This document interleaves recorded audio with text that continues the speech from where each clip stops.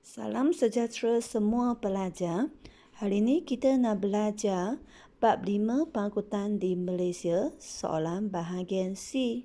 Baik, sekarang kita melihat panduan menjawab soalan bahagian C. Pertama, baca soalan dengan teliti. 2. Garis kata kunci soalan. 3. Kena pasti kehendak soalan dan peruntukan markah.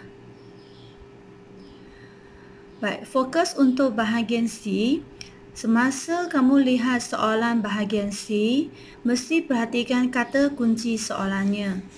Sekiranya kata kuncinya ialah nyatakan, berikan, senaraikan, namakan, apakah, kemukakan, maka pelajar perlu memberikan fakta. Dan jumlah markah untuk satu fakta ialah 1 markah.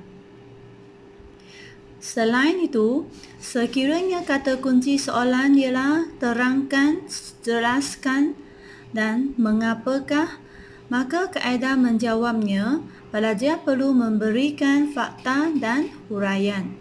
Setiap satu ialah 1 markah. Maka jumlah markahnya ialah 2 markah. Baik, kata kunci soalan yang lain, contohnya wajahkah atau huraikan, pelajar perlu memberikan fakta, huraian dan contoh. Dan jumlah markahnya ialah 3 markah, iaitu fakta 1 markah, huraian 1 markah dan contoh 1 markah. Baiklah, sekarang kita cuba menjawab soalan.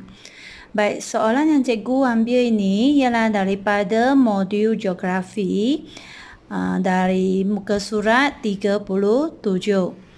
Baik, kita lihat soalannya. Nyatakan kepentingan pengangkutan darat dan air kepada sesebuah negara. Baik, kata kunci untuk soalan ini ialah nyatakan. Okey, dan kehendak soalannya ialah kepentingan pengangkutan darat dan air. Dan peruntukan markahnya ialah 4 markah. Baik, apakah kata kunci untuk soalan ini? Ialah nyatakan. Okey, jadi tadi kita sudah lihat, jika kata kunci ialah nyatakan, maka kita hanya perlu tulis fakta sahaja. Dan oleh kerana sekarang markahnya ialah 4 markah, maka pelajar perlu tulis 4 fakta. Baik, jadi sekarang kita lihat kepentingan. Okey, oleh kerana sini ada pengangkutan darat dan pengangkutan air. Dan markahnya ada 4 markah. Maka kita boleh bahagikannya kepada 2, iaitu pengangkutan darat 2 fakta dan pengangkutan air 2 fakta. Baik, kita lihat kepentingan pengangkutan darat ialah membangunkan bandar satelit dan pembangunan wilayah koridor ekonomi. Manakala pengangkutan air ialah membawa penumpang dan barangan dan juga mengendalikan urusan perdagangan. Baik. Kita lihat contoh jawapan. Semasa pelajar menjawab bahagian C, kamu mesti jawab dalam bentuk perenggan. Okey, ini contohnya. Pengangkutan darat di negara kita dapat membangunkan bandar satelit dan membantu dalam pembangunan wilayah koridor ekonomi. Manakala pengangkutan air ialah apa? Okey, jadi di sini pelajar lihat, cikgu sudah memberikan 2 fakta untuk pengangkutan darat.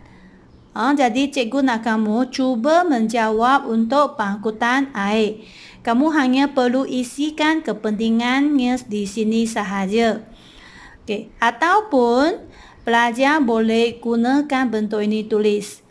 Kepentingan pengangkutan darat kepada sesebuah negara ialah dapat. Lepas tu, pelajar juga hanya mengisikan fakta-faktanya sahaja di sini. Okey, ini ialah untuk soalan A. Baik, sekarang kita lihat soalan B. Jelaskan langkah-langkah yang boleh diambil untuk meningkatkan perkhidmatan pengangkutan awam di Malaysia. Baik, kata kunci untuk soalan B ini ialah jelaskan. Jadi jika kata kunci ialah jelaskan, pelajar perlu memberikan fakta dan huraian. Tetapi berapa fakta dan huraian diperlukan untuk soalan ini? Kamu lihat, peruntukan markahnya ialah 6 markah. Jadi pelajar perlu berikan 3 fakta dan 3 huraian. Okey. Dan kehendak soalannya ialah langkah-langkah untuk meningkatkan perkhidmatan pengangkutan awam. Jadi fakta-faktanya ialah merupakan langkah-langkah. Okey, kita lihat di sini. Faktanya ialah langkahnya. Yang pertama, meningkatkan kualiti perkhidmatan pemandu pengangkutan awam. Huraiannya, melatih dan menjadikan pemandu lebih mesra kepada penumpangnya. Okay, yang kedua, meluaskan perkhidmatan LRT. Huraian, memanjangkan laluannya. Ketiga, memperbaiki kenderaan pengangkutan awam. Huraiannya membaiki kerosakan yang dihadapi atau menukar kepada yang baharu. Baik, kita lihat contoh jawapan di sini. Okey, langkah-langkah yang boleh diambil untuk meningkatkan perkhidmatan pengangkutan awam di Malaysia ialah meningkatkan kualiti perkhidmatan pemandu pengangkutan awam dengan melatih dan menjadikan pemandu lebih mesra kepada penumpangnya. Tengok di sini, cikgu telah memberikan satu fakta dan satu huraian di sini. Jadi pelajar cubalah menjawab sendiri 2 fakta dan 2 huraian lagi.